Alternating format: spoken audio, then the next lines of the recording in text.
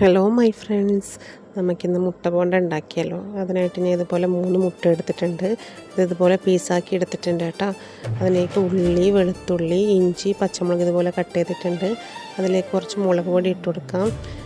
ഒരു ചെറിയ ജീരകമാണ് ഇട്ടെടുത്തത്, അത് ഇട്ട് കൊടുക്കാം. കുറച്ച് മഞ്ഞൾപ്പൊടിയും കൂടി ഇട്ട് കൊടുക്കാം കേട്ടോ. അതിലേക്ക് കടലപ്പൊടി ഇട്ട് കൊടുക്കാം. അതിനാവശ്യമായ കടലപ്പൊടി ഇട്ട് കൊടുക്കാം. എന്നിട്ട് എല്ലാം കൂടി ഒന്ന് മിക്സ് ചെയ്തെടുക്കുക കേട്ടോ. അതിലേക്ക് കുറച്ച് വെള്ളം ഒഴിച്ചിട്ട് ഒന്നും കൂടി മിക്സ് ചെയ്യുക. അതിനുശേഷം ഞാൻ ഉപ്പിടാൻ മറന്നു കേട്ടോ. ഇപ്പോഴാണ് ഉപ്പിട്ട് കൊടുത്തത്. ഉപ്പിട്ട് ചെയ്തിട്ട് മിക്സ് ചെയ്ത് കൊടുത്തു കേട്ടോ. അതിലേക്ക് ഒരു പീസ് എഗ്ഗ് എടുത്തു.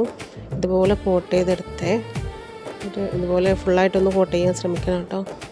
എന്നിട്ട് നമ്മൾ ചൂടായ എണ്ണയിലേക്ക് ഇട്ട് കൊടുത്തു. ഇതുപോലെ റെഡി ആയി കഴിഞ്ഞാൽ അപ്പുറത്തും കൂടി ഒന്ന് തിരിച്ചിട്ട് കൊടുത്ത് വേവിച്ചെടുക്കണം കേട്ടോ. നമ്മുടെ മുട്ട ബോണ്ട റെഡി ആയിട്ടുണ്ട്. നല്ല ടേസ്റ്റ് ആട്ടോ, നല്ല ക്രിസ്പി ആയിട്ടുണ്ട് കേട്ടോ. നമുക്ക് എല്ലാവരും ട്രൈ ചെയ്യണേ. Okay guys, bye. എല്ലാവരും സബ്സ്ക്രൈബ് ചെയ്ത് സപ്പോർട്ട് ചെയ്യണേ.